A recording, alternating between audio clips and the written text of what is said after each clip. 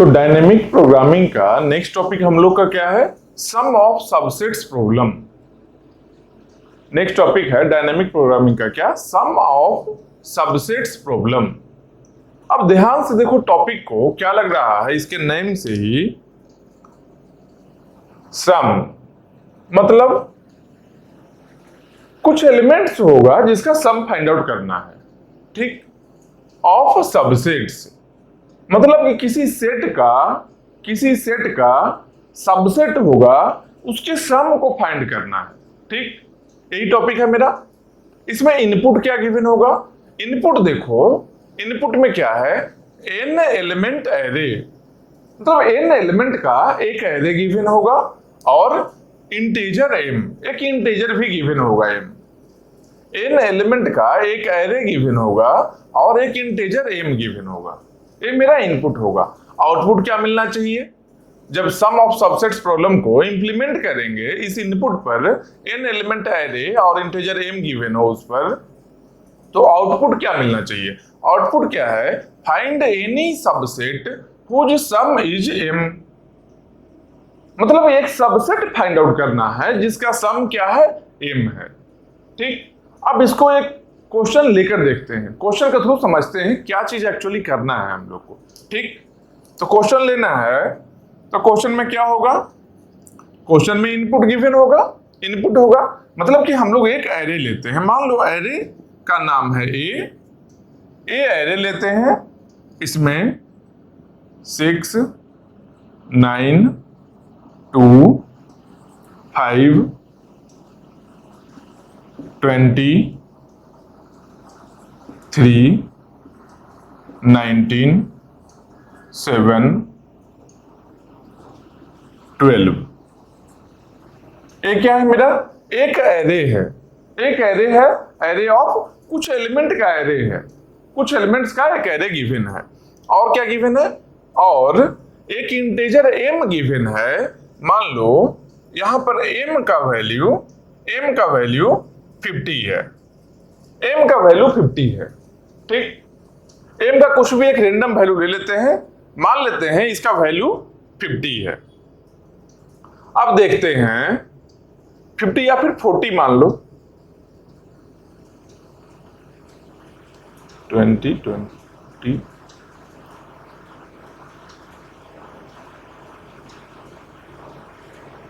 59 लेते हैं। चलो अब 59 क्यों ले रहे हैं ये भी बताएंगे। 59 लेते हैं, m का वैल्यू 59 है, ठीक। 50 से 59 क्यों किए हैं बताएंगे अभी। इनपुट क्या था? n element array, n element का एक एरे है, n का वैल्यू क्या है यहां पर? अगर इसके पोजीशंस को लिखते हैं तो क्या है? 1 2 3 4 5 6 7 8 9, और 9 एलिमेंट का मेरा एरे है, एक एरे ही है जिसमें 9 एलिमेंट्स है, 9 एलिमेंट्स है। एक और क्या है? m इक्वल टू 59, एक इंटीजर m है, एक इंटीजर m है जिसका वैल्यू 59 है। ये मेरा क्वेश्चन में गिवन है, ये दोनों इनपुट गिवन है। आउटपुट में चाहिए क्या हम लोग को? आउटपुट में चाहिए find any subset whose sum is m, मतलब इस एरे का, ये जो गिवन एरे है, एरे ये जो गिवन है 9 एलिमेंट्स का, इसमें से एक सबसेट फाइंड आउट करना है जिसमें सारे एलिमेंट्स को ऐड करने पर उसका सबमिशन है, जो सम है, जो 59 होना चाहिए। समझ रहे हो? अब इसका सबसेट क्या क्या पॉसिबल है? सबसेट मतलब क्या होता है? सबसेट का सिंपल मीनिंग है, अगर सबसेट एक Z1 लेते हैं, मान लो Z1 एक सबसेट है, इसका मतलब क्या है? इसमें से कुछ भी एलिमेंट को लेना, इसमें से कुछ भी एलिमेंट को लेना। जैसे मान लो 0 एलिमेंट लिए, मान लो एक सबसेट इस तरीके से अगर लिखा है, 0 एलिमेंट है, एक भी एलिमेंट नहीं है, ये भी पॉसिबल है। एलिमेंट एक भी नहीं है, ये भी एक सबसेट ही है, ठीक। यहां पर एक भी एलिमेंट नहीं पॉसिबल है, तो सम 59 हो सकता है क्या? इसका सम कितना होगा? इसका सम क्या होगा? सम 0 होगा, एक भी एलिमेंट नहीं है, कुछ भी नहीं है, सम इसका 0 होगा। मान लो एक और सबसेट लेते हैं Z2, Z2 में मान लो 9 को हम लेते हैं, 9, 5 है, 5 को लिए, 3 को लिए, 9 यहां से लिए हैं, 5 यहां से और 3 यहां से लिए हैं। ये भी मेरा क्या है, ये भी एक सबसेट ही है, ये भी एक सबसेट है।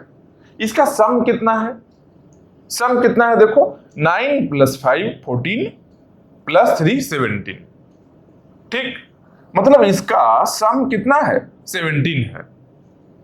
ये मेरा m के इक्वल है क्या, m का वैल्यू कितना, 59 है। हमको सम चाहिए 59, जबकि ये जो Z2 सबसेट लिए हैं इसका सम है 17, मतलब कि ये भी मेरे m के इक्वल नहीं है और ये भी मेरे m के इक्वल नहीं है सम, ठीक। एक और सबसेट लेते हैं, Z3 लेते हैं, Z3 मान लो सबसेट लेते हैं ऐसा 6 9 2 20 7 12, मान लो एक सबसेट लेते हैं। ये भी क्या है देखो, सारा एलिमेंट्स यहां से ही लिया हुआ है, इसमें जितना भी एलिमेंट है सारा एलिमेंट ये मेरा एरे में है। इस एरे को क्या बोलेंगे, सेट बोलेंगे। सेट मतलब क्या होता है, कलेक्शन ऑफ एलिमेंट्स, एक कलेक्शन है, वही है एरे है। उस सेट को हम एरे में रिप्रेजेंट किए हैं, समझ रहे हो। एक सेट है, कलेक्शन ऑफ एलिमेंट्स है, इस पूरे एलिमेंट्स को हम एक अलग बॉक्स में भी रिप्रेजेंट कर सकते थे, लेकिन बॉक्स में ना लेकर हम एक एरे की हेल्प से रिप्रेजेंट किए। एक एरे में हम ये कलेक्शन ऑफ एलिमेंट्स लिए हैं। अब इसमें से कुछ एलिमेंट्स को सिलेक्ट करते हैं, वो मेरा क्या बनता है, सबसेट बनता है। ये सब क्या है, Z1 Z2 क्या है, ये सब क्या है, ये सब सबसेट है। ये क्या है, सबसेट है, ये सब सबसेट है, ठीक। अब देखो ये जो Z3 लिए हैं, ये सबसेट का सम कितना है, इसका सम अगर फाइंड आउट करते हैं तो सम कितना है, देखो यहां 6 + 9 15 + 12 17 + 20 37 + 7 44 + 12 56, इसका सम कितना है, 56 है। हम लोग को चाहिए कितना सम, 59 चाहिए, सम चाहिए 59, ये मेरा सम है 56, मतलब कि ये भी अलाउड नहीं है, इस सेट को नहीं लेना है। वैसा सेट को लेना है, find any subset whose sum is m, जिसका सम m हो। अगर m के इक्वल नहीं है, 59 के इक्वल नहीं है अगर, मतलब कि ये सबसेट आउटपुट नहीं हो सकता है, हम लोग का आंसर नहीं हो सकता है, ठीक। और कोई सबसेट लेते हैं, मान लो एक सबसेट Z4 लिए हैं, एक सबसेट Z4 लिए, Z4 में भी कुछ एलिमेंट्स रखते हैं, मान लो 9 2 5 20 3 19 7 12, ये भी एक मेरा सबसेट है। Z4 भी क्या है, एक सबसेट है, यहां से ही एलिमेंट्स लिए हैं, कुछ एलिमेंट्स को छोड़ दिए, कुछ एलिमेंट्स को ले लिए। एक भी एलिमेंट्स नहीं ले सकते हैं, सबसेट का मतलब क्या है, एक भी एलिमेंट्स को नहीं सिलेक्ट किए, ये भी एक सबसेट ही है। कुछ एलिमेंट्स को सिलेक्ट किए, कुछ को नहीं किए, ये भी एक सबसेट है। सारे एलिमेंट्स को भी सिलेक्ट कर लेंगे, वो भी एक सबसेट है।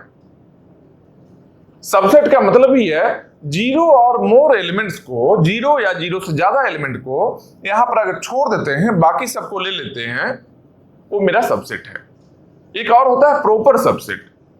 प्रॉपर सबसेट का क्या मीनिंग है कि 0 एलिमेंट्स को यहां नहीं छोड़ सकते हैं, मतलब क्या, 0 है प्रॉपर सबसेट तो है, लेकिन जब पूरे एरे सारे एलिमेंट्स को ले लेंगे, वो मेरा प्रॉपर सबसेट नहीं होगा। समझ रहे हो बात को, सबसेट और प्रॉपर सबसेट का मीनिंग यही है। सबसेट मतलब सारे एलिमेंट्स को भी ले सकते हैं, कुछ एलिमेंट्स को छोड़ भी सकते हैं, एक भी एलिमेंट्स नहीं भी ले सकते हैं, तीनों पॉसिबिलिटी है। लेकिन प्रॉपर सबसेट का मतलब क्या है, इसमें से जो भी सेट गिवन है उसमें से अगर सारे एलिमेंट्स को ले लिए, वो मेरा सबसेट तो कहलाएगा, लेकिन प्रॉपर सबसेट नहीं कहलाएगा। मतलब क्या, अगर लिखते हैं subset less than equal to set, A हो सकता है। सबसेट है जो या तो लेस रहे या तो सेट के इक्वल भी हो सकता है। सारा एलिमेंट्स को ले लेंगे तो इक्वल हो जाएगा। लेकिन प्रॉपर सबसेट है जो, प्रॉपर सबसेट अगर बोल रहे हैं तो हमेशा ही लेस देन सेट होगा। मिनिमम एक एलिमेंट को छोड़ना ही पड़ेगा, सब एलिमेंट्स को नहीं ले सकते हैं। सबसेट और प्रॉपर सबसेट का मीनिंग यही है। ठीक, अब हम लोग आते हैं यहां पर एक क्वेश्चन में। क्या है Z4? क्या है? एक सबसेट है, क्योंकि यहां पर एलिमेंट्स कितना है? 1 2 3 4 5 6 7 8 एलिमेंट्स है। यहां पर कितना एलिमेंट्स है? 9 एलिमेंट्स है। यहां पर 9 एलिमेंट्स है, यहां पर 8 एलिमेंट्स ही मेरा है। अब देखते हैं सबका सम कितना होगा। इसके सम को फाइंड आउट करते हैं। ठीक, सम चाहिए कितना? सम चाहिए हम लोग को 59। अब ये हिडन ट्रायल से हम फाइंड कर रहे हैं कि एक चाहते हैं हम लोग एक सेट ऐसा फाइंड करना जिसका सम 59 हो। हिडन ट्रायल से एक बार यहां ट्राई किए, नहीं पॉसिबल था। यहां ट्राई किए, नहीं पॉसिबल था। यहां ट्राई किए, यहां भी नहीं पॉसिबल था। एक और नया ट्राई किए हैं, हिडन ट्रायल है।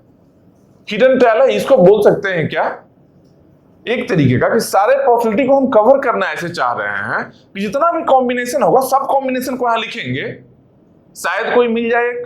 इसको ब्रूट फोर्स मेथड भी बोलते हैं। इसको सारे पॉसिबिलिटी को कवर करने वाले को, अगर सारा पॉसिबिलिटी हम कवर कर रहे हैं, इसको एक और भी वर्ड बोलते हैं brute force method. Brute force method का मतलब क्या हुआ? कवर ऑल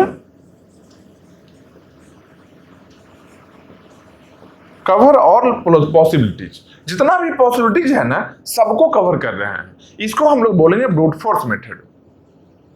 ठीक, आप बोलोगे कि डायनेमिक प्रोग्रामिंग में तो यही काम कर रहे थे ना।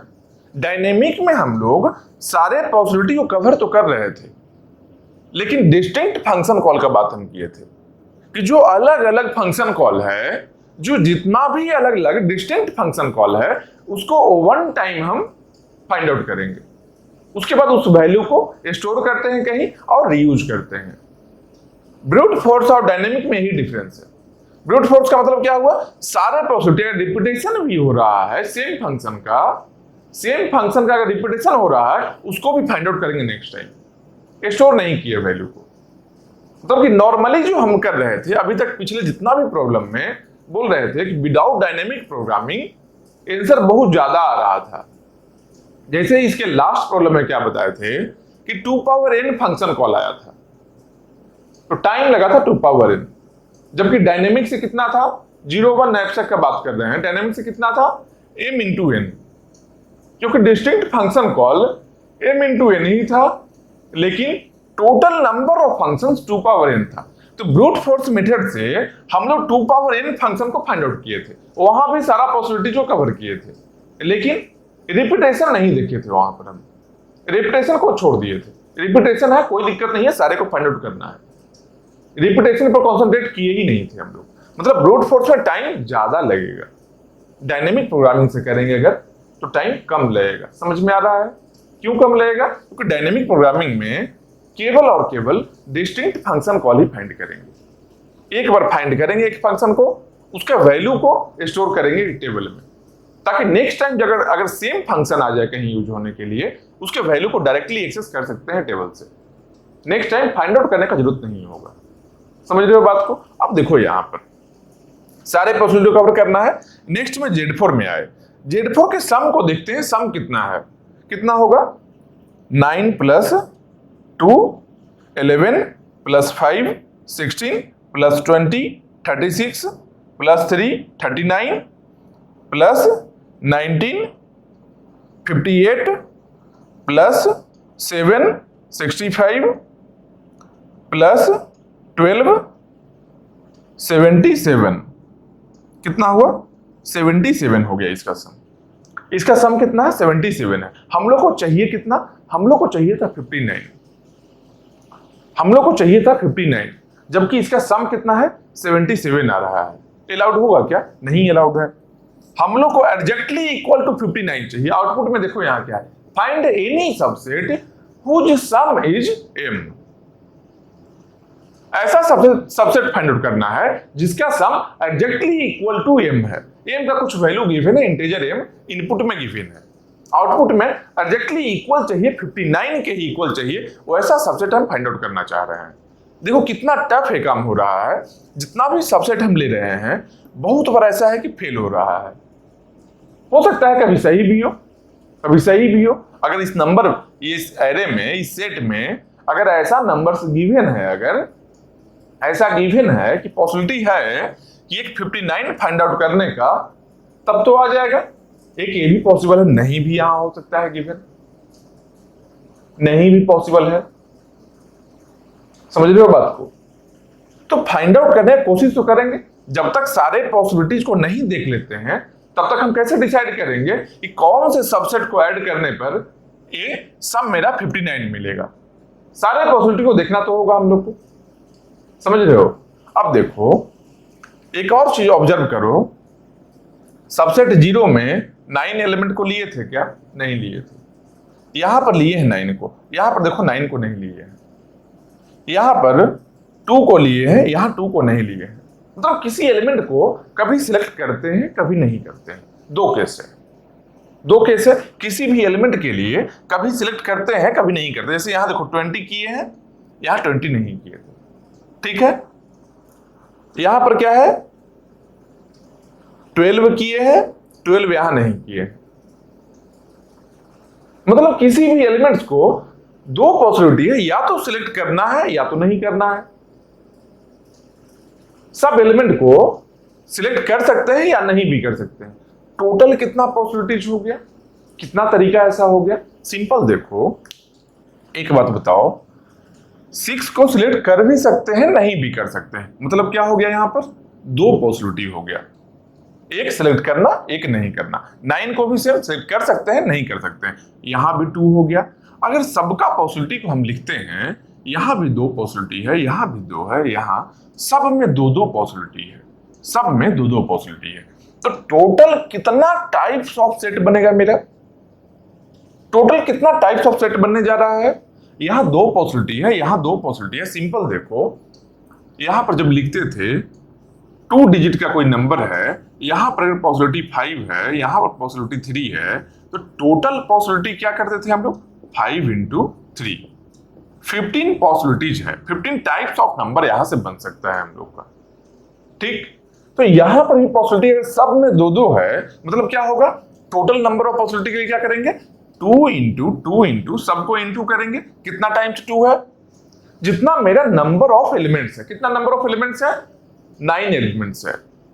मतलब 2 को 9 टाइम्स मल्टीप्लाई करना है। इसको हम एक ये भी लिख सकते हैं, क्या? 2 पावर 9। 2 को जब 9 टाइम्स करेंगे तो 2 पावर 9 लिख सकते हैं। 2 पावर 9 का वैल्यू क्या है? 512। 512। 2 पावर 9 कितना होता है? 512, 512। इतना टाइप्स ऑफ सबसेट पॉसिबल है। Z1, Z2, Z3, Z4, Z5, Z6 ऐसे करते करते Z512 इतना पॉसिबिलिटी है पॉसिबल। अगर 512 बार अगर इस सेट को हम लिखना चाहेंगे, बहुत टफ है ना। ब्रूट फोर्स ही करने वाला है, ब्रूट फोर्स ही करने वाला है। समझ रहे हो बात को? ब्रूट फोर्स यही करने वाला है, सारे पॉसिबिलिटीज को देखे गए, सबको एक एक बार ऐसे लिखना है इसको। समझ रहे हो बात को? तो 512 पॉसिबिलिटीज को कवर करना बहुत टफ है ना। हो सकता है कहीं रिपीटेशन भी कोशिश कर रहा हो, किसी पर्टिकुलर एलिमेंट्स का रिपीटेशन भी कहीं आ रहा हो। समझ रहे हो बात को? तो यहां पर देखो, मान लो Z4 लिए हैं, एक और भी हम लोग लेते हैं सेट, एक लेते हैं Z5।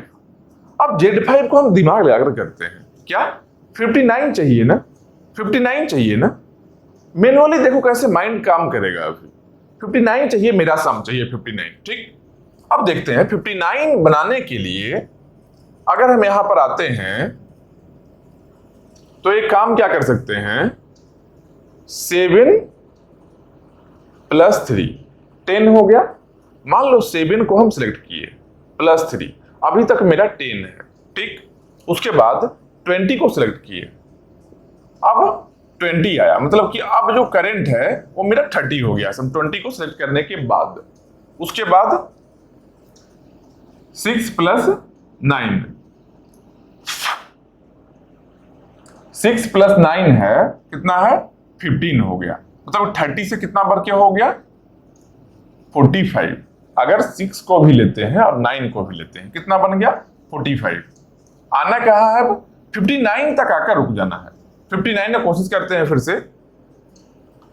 इसके बाद क्या पॉसिबल है,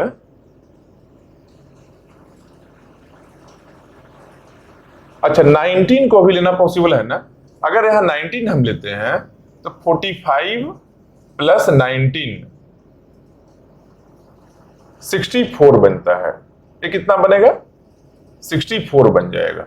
ठीक है, अगर 19 को हम लेते हैं तो ठीक, मतलब क्या है एक्सीड कर गया, मेरा 59 चाहिए था और 64 बन रहा है। मतलब कि एक एलिमेंट अगर 5 यहां से हटा लिया जाए तब पॉसिबल है। ठीक, 5 को हटाना है वहां से, तो 5 को हटाने के लिए एक तरीका क्या हो सकता है, ये बहुत ही टफ है, रियल में टफ है।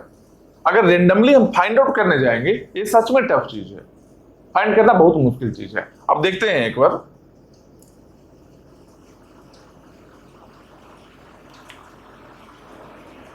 इसमें 5 को हटाना है, 5 कम करना है, यही करना है ना। 5 कहां से कम कर सकते हैं, अगर 7 वाले को हम हटा लेते हैं, 7 को हम हटा लेते हैं, 7 यहां से हम कम करते हैं। एक चीज ध्यान दो, 7 यहां से हम कम किए, ठीक, तो कितना है बन गया, ये बन गया 58 बन गया, 57 बन गया ना, 57 बन गया। आना कितना है 59 आना है। तो 7 वाले को हम हटा लें, 7 को सिलेक्ट किए थे ना, अभी 7 को किए थे ना सिलेक्ट, 7 को हम हटा लिए, ठीक, 7 को हम हटा दिए। अब बना कितना 57 बना। 57 में अगर 2 हम ऐड करते हैं, 2 को ऐड कर लेते हैं, कितना बनेगा 59 बन जाएगा ना, 59 बन जाएगा ना, यही सम चाहिए था ना 59। अब जितना को हम सिलेक्ट किए हैं उसको एक सेट के फॉर्म में लिखते हैं, Z5 में लिखते हैं। किसको किसको सिलेक्ट किए थे, देखो 6 को सिलेक्ट किए हैं, देखो यहाँ पर जो ऊपर में मार्किंग किए हैं ऐसे, ये सब सिलेक्शन के लिए है। ठीक, यहाँ क्या है 6 है, यहाँ क्या लिखेंगे 6 लिखे, यहाँ क्या है 9 है, 9 लिखे, उसके बाद क्या है 2 है, 2 लिखे, उसके बाद है 20 लिखे, उसके बाद क्या है 319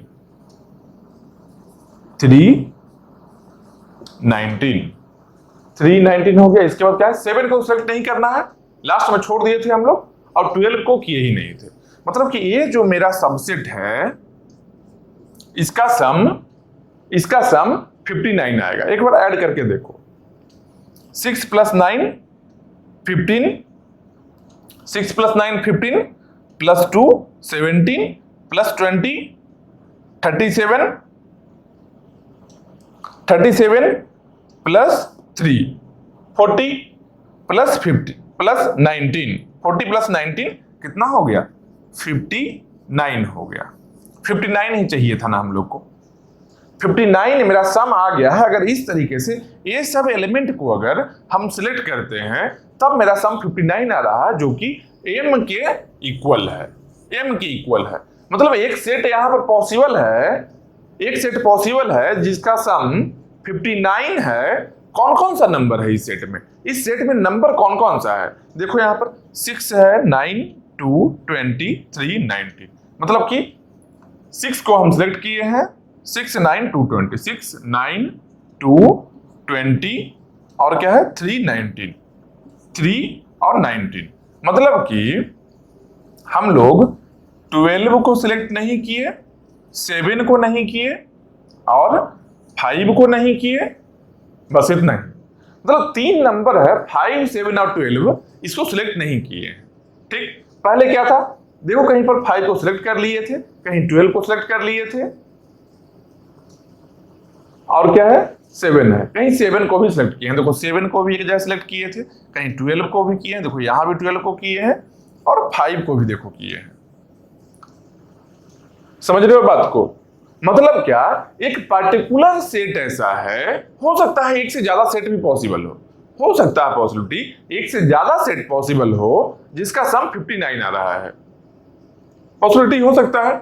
या फिर एक भी सेट पॉसिबल नहीं रहे, तो जब सेट पॉसिबल नहीं होगा एक भी जिसका सम 59 आने वाला है, वहां पर क्या उसका आउटपुट क्या मिलेगा? यहां आउटपुट चाहिए सबसेट जिसका सम 59 होना चाहिए, जिसका सम m के इक्वल होना चाहिए। m का वैल्यू 59, m का वैल्यू 59 क्वेश्चन में गिवन है। तो अगर नहीं पॉसिबल है तो आउटपुट क्या मिलना चाहिए? -1 मिलना चाहिए। अगर पॉसिबल नहीं है एक भी सबसेट, अगर एक भी सबसेट ऐसा नहीं पॉसिबल है जिसका सम 59 हो, तो आउटपुट क्या मिलना चाहिए? आउटपुट मिलना चाहिए -1। इसका मतलब नहीं पॉसिबल है। अगर पॉसिबल है तो आउटपुट मिलना चाहिए 1, और एक सेट भी हम लोग को मिलना चाहिए। एक सेट मिलना चाहिए, कौन सा? जिसका सम पॉसिबल था, यही Z5 सेट मिलना चाहिए, जिसका सम 59 की इक्वल है, m की इक्वल है। यही आउटपुट चाहिए हम लोग को। इसमें क्या कर रहे हैं? देखो, किसी एलिमेंट को सिलेक्ट कभी करते हैं, कभी नहीं करते हैं। दो केस है, समझ रहे हो बात को? दो केस ऐसा है, किसी एलिमेंट को सिलेक्ट कर सकते हैं, कभी नहीं करते। देखो यहाँ पर 2 है, 2 वेरिएशन है। यहाँ पर 6 को कर भी सकते हैं सिलेक्ट, 6 को नहीं भी कर सकते हैं। दो ही पॉसिबिलिटी है। तो सिंपल देखो, अगर इसको सही तरीके से हम लिखना चाहते हैं, इसको एक सही तरीके से सिस्टम के अकॉर्डिंग अगर हम लिखना चाहते हैं, तो हम क्या लिखेंगे? इसके सारे पॉसिबिलिटीज को हम लिख लेते हैं। कितना टाइप ऑफ फंक्शन पॉसिबल है, मतलब कि कितना टाइप ऑफ फंक्शन पॉसिबल है। हम लोग क्या क्या एक्चुअली कर रहे हैं, मैन्युअली जब किए हैं तो एक्चुअल में क्या क्या किए थे? सिंपल देखो, एक चीज है, अगर जब कभी n क्या है? n है नंबर ऑफ एलिमेंट्स, m क्या है? इंटीजर गिवन है जो सम का, ठीक। फंक्शन कॉल कैसा होगा? फंक्शन कॉल क्या है? Sum of subset problem, sum of subset, ये फंक्शन का नाम हम दे दिए, सम ऑफ सबसेट। अगर सम ऑफ सबसेट में n है, n का वैल्यू अगर 0 रहा, या फिर पहले मान लो m लिखते हैं, सम ऑफ सबसेट अगर ऐसा करते हैं m n, इस टाइप का फंक्शन है। m क्या है? मेरा सम जो है इंटीजर 59 जैसे यहां लिखा हुआ था, m मेरा सम है, n क्या है? नंबर ऑफ एलिमेंट्स, n क्या है? Number of elements. ये मेरा इस टाइप का फंक्शन कॉल होगा, ठीक। अब इस टाइप के फंक्शन कॉल में क्या क्या पॉसिबिलिटी है? एक पॉसिबिलिटी क्या है? सम ऑफ सबसेट m अगर 0 है और n एलिमेंट्स है, m अगर 0 है, n एलिमेंट्स है, सम 0 चाहिए, एक भी एलिमेंट को नहीं लेंगे, सही है। सम अगर 0 चाहिए और यहाँ n एलिमेंट्स है, तो क्या करेंगे? एक भी एलिमेंट को नहीं लेंगे। तो सेट में एक भी एलिमेंट अगर नहीं है, इसको बोलते हैं हम लोग नल सेट, इसको बोलते हैं नल सेट। है तो भी एक सेट ही जिसका सम कितना है? जिसका सम 0 होता है, वही चाहिए हम लोग को। सम यहाँ 0 चाहिए, मतलब कि एक पॉसिबिलिटी है, ऐसा एक पॉसिबिलिटी है, हमेशा ही 0 के लिए एक पॉसिबिलिटी होगा। मतलब क्या? यहाँ पर एक पॉसिबिलिटी है, मतलब आउटपुट 1 मिलना चाहिए। क्या भाई? हाँ, हम लोग को मिल गया है सबसेट मिल गया, ऐसा पॉसिबल है। सम 0 के लिए, इन एलिमेंट में सम 0 के लिए एक पॉसिबिलिटी है मेरा, मतलब आउटपुट 1 मिल गया, ठीक। अब उसके बाद आते हैं, मान लो सम ऑफ सबसेट है, यहां m है, यहां 0 है, मतलब m एक सम है, n अगर 0 है, यहां कोई एलिमेंट ही नहीं है, इसको नल सेट भी बोलते हैं, या फिर इसको बोलते हैं वॉइड सेट, मतलब एक भी एलिमेंट नहीं है। तो मान लो मेरा जो एरे गिवन है, जो n एलिमेंट एरे गिवन है, इसमें ही कोई एलिमेंट ना हो, n का वैल्यू अगर 0 है, 0 एलिमेंट का एरे है। अब एलिमेंट ही नहीं है तो सम कहां से आएगा? क्योंकि इसके एलिमेंट को ही सिलेक्ट करके ना हम सम फाइंड आउट करते हैं, टोटल सबमिशन करते हैं, सारे एलिमेंट्स को ऐड करते हैं, फिर एक सम मिलता है हम लोग को, उसको कंपेयर करते हैं m से, यही काम करते हैं ना। तो सिंपल देखो, अगर एलिमेंट्स ही नहीं है तो कभी भी सबसेट पॉसिबल है क्या? कभी नहीं पॉसिबल है। एलिमेंट्स ही नहीं है, m का कुछ मान लो इंटीग्रल वैल्यू है, कैसे ऐड करेंगे? एक भी एलिमेंट नहीं है तो मतलब कि पॉसिबल नहीं है। इसका आउटपुट क्या मिलेगा? इसका आउटपुट -1 मिलेगा। ठीक, अब देखो थर्ड वाले केस में क्या होगा। थर्ड वाले केस में मान लो सम ऑफ सबसेट, यहां m है, यहां n है, यहां ना तो m 0 है ना तो n 0 है, मतलब m भी सम का कुछ वैल्यू है, n भी कुछ नंबर ऑफ एलिमेंट्स है, कुछ नंबर ऑफ एलिमेंट्स है। इस केस में हम लोग अभी क्या कर रहे थे? अभी जो हम लोग कर रहे थे कि एग्जांपल लेकर ये जो क्वेश्चन लिए थे, इस क्वेश्चन में क्या है? टोटल 9 एलिमेंट्स है मेरे एरे में, मतलब कि n का वैल्यू 9 है, m कितना है? m का वैल्यू 59 है, m का वैल्यू 59 है, मतलब क्या है? ना तो n 0 है ना तो m 0 है। अभी करेंटली यही क्वेश्चन था मेरा, यही क्वेश्चन था जिसको मैनुअली सॉल्व किए। हम लोग मैनुअली कर क्या रहे थे?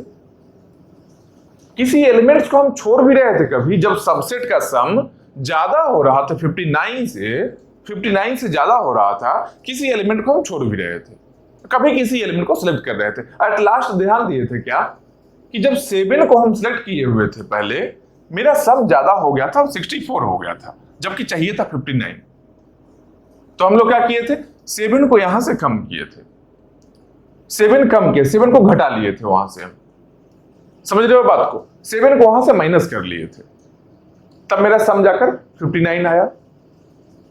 7 को घटाए थे, कुछ और नया चीज ऐड कर लिए, कोई और नया चीज ऐड कर लिया यहां से, मतलब किसी को हम जोड़ भी सकते हैं सेट में, किसी को घटा भी सकते हैं। एट लास्ट हम लोग को m का वैल्यू मिलना चाहिए, समीशन m मिलना चाहिए, बात यही है, सिंपल। समझ रहे हो बात को?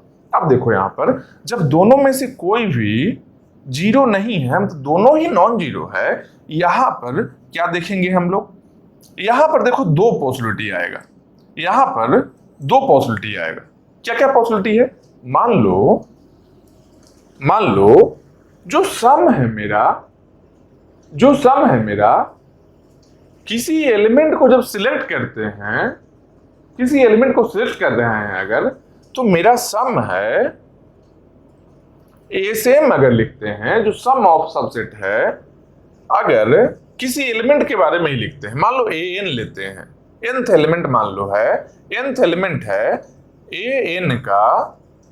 an का वैल्यू है, अगर m से ज्यादा है, an का वैल्यू है अगर m से ज्यादा है, अगर किसी एलिमेंट का वैल्यू मेरा m से ज्यादा है, मान लो यहां पर m का वैल्यू 59 है ना, अगर मान लो यहां गिवन होता m का वैल्यू 10, m का वैल्यू 10 गिवन होता, यहां पर एलिमेंट मेरा एक 19 है, तो सम मेरा 10 ही चाहिए, तो 19 को कभी हम सेलेक्ट कर सकते हैं क्या?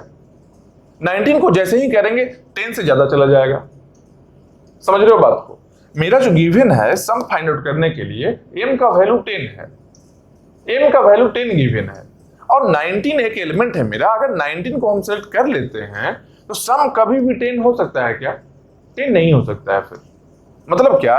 किसी भी एलिमेंट का an, कोई भी nth एलिमेंट है, n का कुछ भी वैल्यू हो सकता है, 19 का 7 है, मतलब a7 greater than m।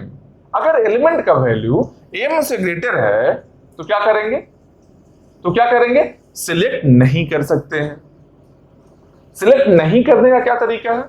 Select नहीं करने का तरीका क्या है? SOS sum of subset mn है ना, सिलेक्ट नहीं करने का क्या तरीका हम लिख सकते हैं क्या? Sum of subset mn-1। क्या किए हम? एक एलिमेंट को हटा दिए, एक एलिमेंट हटा दिए, सम मेरा उतना ही अभी चाहिए। इस एलिमेंट को जब हम हटाए, सम मेरा 10 चाहिए था, और 19 वैल्यू है, n जो a7 का जो वैल्यू है, अगर a7 का वैल्यू मेरे m से ग्रेटर है, 19 है जो 10 से ग्रेटर है, तो क्या करेंगे? इसको हटा लेंगे। जब इसको हटा लेंगे, इसको हटाने के बाद में टोटल नंबर ऑफ एलिमेंट्स कितना बचेगा?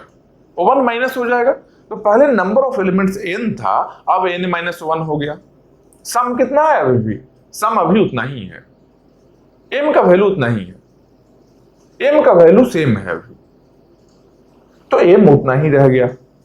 एक एलिमेंट को हटा लिए, सिलेक्ट नहीं किए, तो m n-1, sum of subset m n-1 हो गया। अब एक और भी केस बनता है, एक और केस देखो क्या बनता है। जब कभी मान लो हम लोग को सम कितना चाहिए, सम चाहिए 10। मान लो हम 5 पर आते हैं, मान लो हम 5 पर आते हैं। अगर 5 पर हम आते हैं, 5 पर अगर हम आते हैं, तब क्या यहां देख रहे हैं, अगर 5 पर हम आए या किसी और पर आते हैं, 5 नहीं, चलो एक 6 को सिलेक्शन किए थे ना पिछले बार में, 6 पर ही हम आते हैं, 6 पर हम आते हैं। अगर 6 को हम सिलेक्ट करना चाहते हैं, 6 को सिलेक्ट करना चाहते हैं, 6 को पहले कंपेयर करेंगे किससे, पहले m से कंपेयर करेंगे।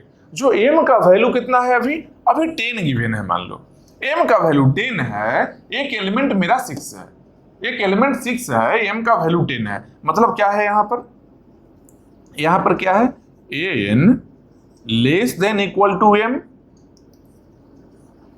अरे ए में nth एलिमेंट है जो m से छोटा है या फिर इक्वल है, m से छोटा है या फिर इक्वल है, कौन सा, nth एलिमेंट। मान लो n का वैल्यू यहां पर 1 है, a1 क्या है, 6 है।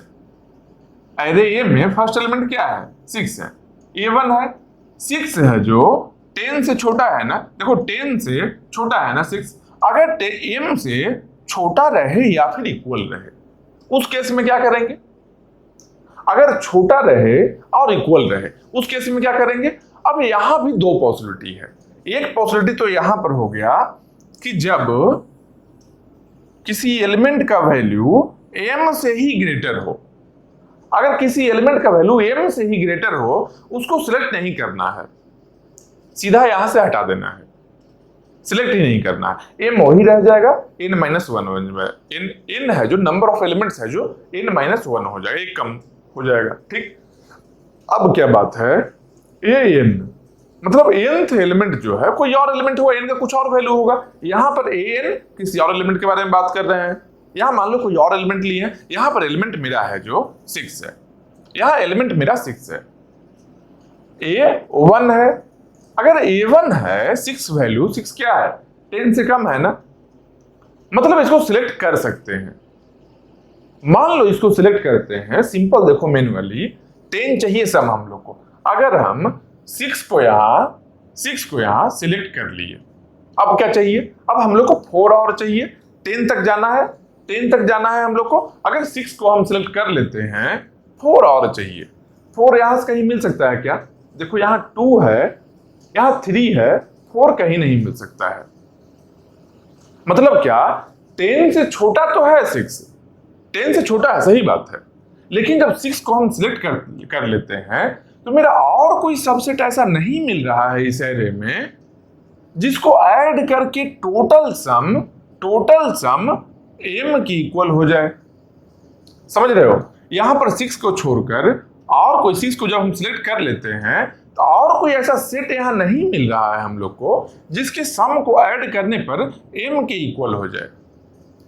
6 ऑब्वियसली कम है, 6 है जो मेरा m का वैल्यू से कम है, मतलब सिलेक्ट तो कर सकते हैं, मेरे पास ऑप्शन है, हम सिलेक्ट कर सकते हैं 6 को। क्यों, क्योंकि m से कम है। एक पॉसिबिलिटी है कि कोई और एलिमेंट ऐड करने पर 10 बन जाए, लेकिन जब हम चेक करते हैं यहां पर, तो 6 को छोड़ने के बाद 4 और चाहिए, तभी 6 + 4 10 होगा, लेकिन 4 यहां से नहीं मिल रहा है इस एरे में। और किसी एलिमेंट से एक या दो से ज्यादा एलिमेंट को ऐड करने पर वैसा सेट नहीं मिल रहा है जिसका सम 4 हो। अब क्योंकि 6 वाले को हम सेट कर लिए हैं, 4 का रिक्वायरमेंट और है, लेकिन 4 पॉसिबल यहां नहीं है।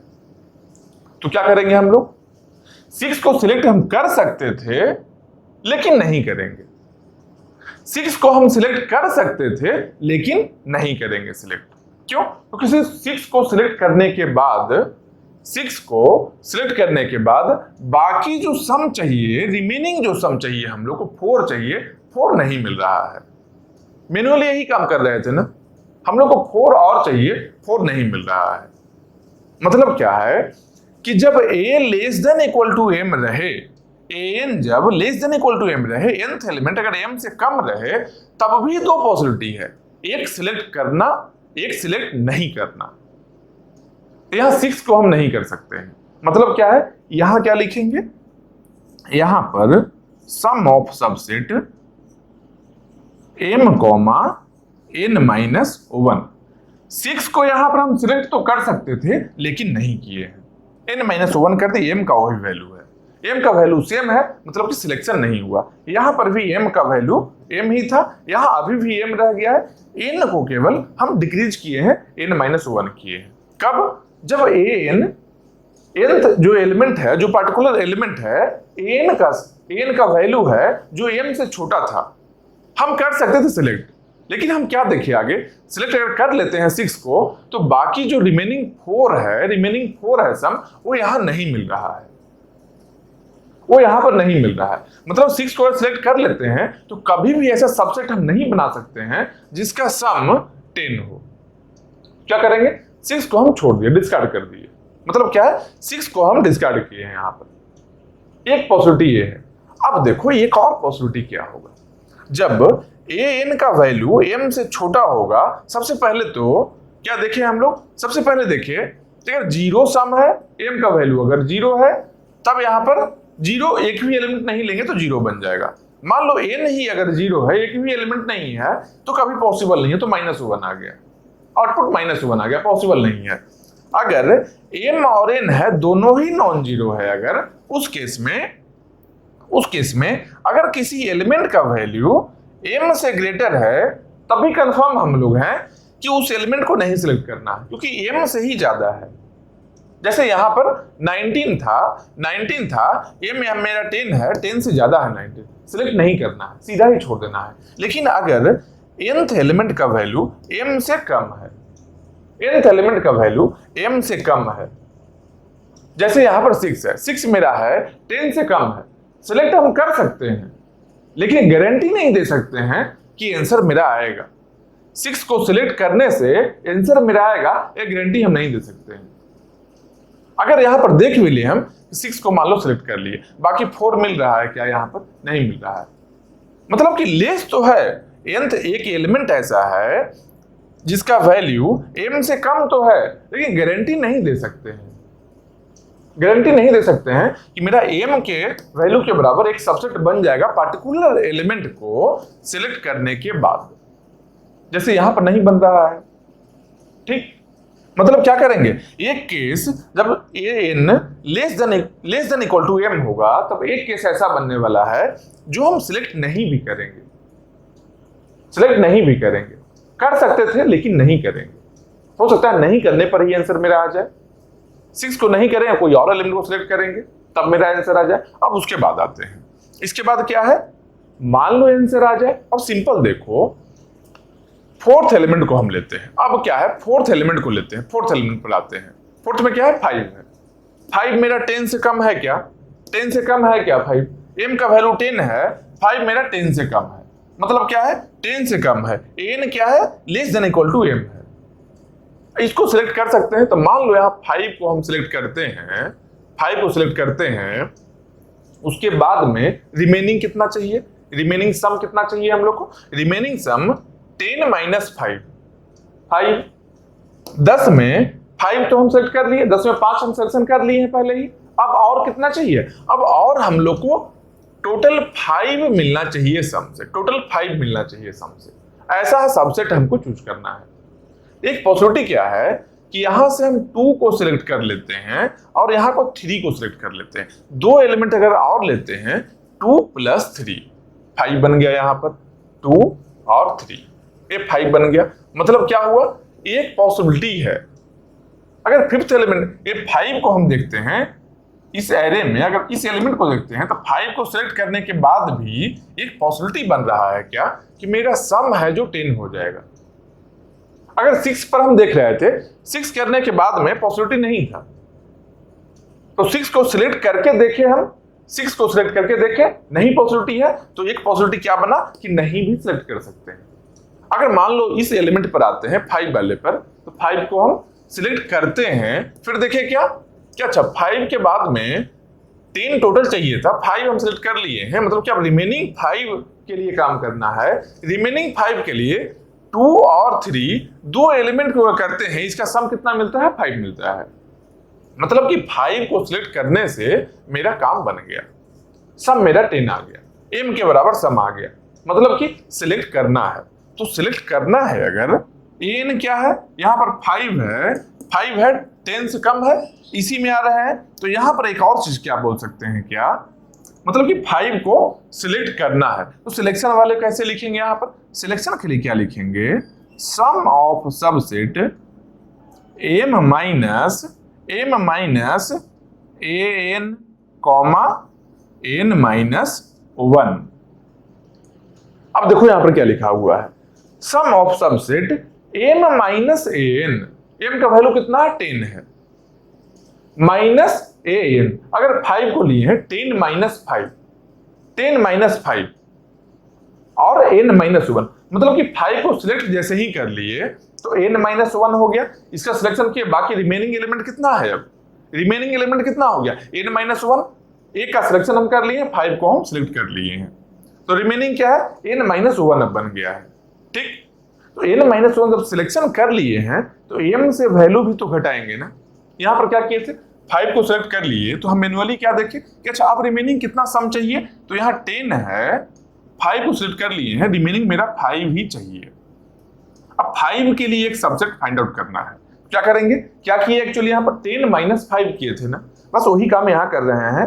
m का वैल्यू 10 है माइनस an, यहाँ 5, इस एलिमेंट का वैल्यू कितना है 5 है, m माइनस an। अब 5 के लिए काम करना है हम लोग को, कितना एलिमेंट में, 5 को सिलेक्ट जब कर लिए हैं तो अब एलिमेंट कितना बचा है n माइनस 1, मतलब कि अगर वैल्यू अगर ऐसा दिखे an less than equal to अगर m दिखे, तब दो केस पॉसिबल है, समझ रहे हो बात को, तब दो केस पॉसिबल है। अगर an less than equal to m अगर है, तब दो केस पॉसिबल है जो मेजॉरिटी ऑफ केसेस में आएगा।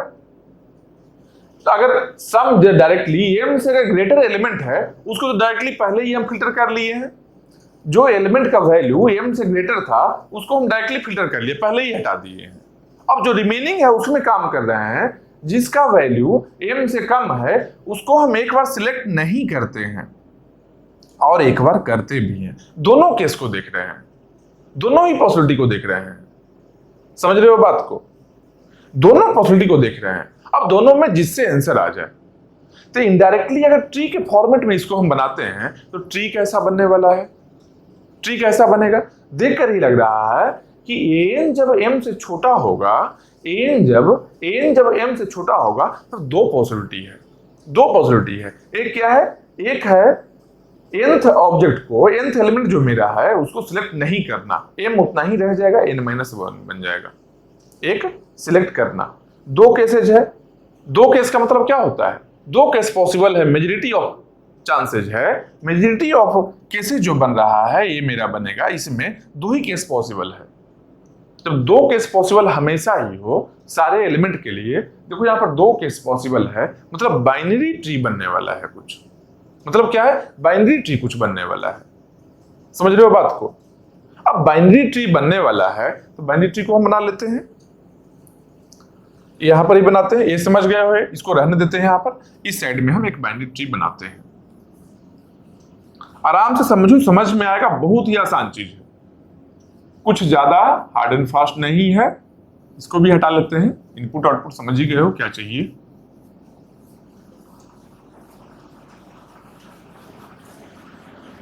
फर्स्ट टाइम देखो कोई भी चीज पढ़ोगे थोड़ा सा टफ लगेगा ही लगेगा, अगर नहीं टफ होगा तो बिना पढ़े ही सब लोग चला जाए, पढ़ाई करने का जरूरत क्यों है, क्योंकि फर्स्ट टाइम में दिमाग लगाना पड़ता है, थोड़ा समझने की कोशिश करना पड़ता है। हाँ, वही काम सेकेंड टाइम जब करोगे, तब वो बहुत ही आसान लगेगा। सेकेंड टाइम सेम चीज को समझने के लिए अब एक बार हम बता रहे हैं, अब इसी लेक्चर को बार बार देखोगे क्या, नहीं देखोगे। अगर एक बार समझ आएगा नहीं देखोगे, मान लो अगर नहीं समझोगे अब इसको ही बार बार देखना पड़ेगा, तो क्या हुआ, उससे टाइम बर्बाद कर रहे हैं। एक तरीके से टाइम बर्बाद नहीं करना है, समझना है, एक टाइम में ही समझ लेना है। फर्स्ट टाइम में समझ लो अच्छे से, रिकॉल रहेगा बहुत दिन तक। अब देखो क्या है,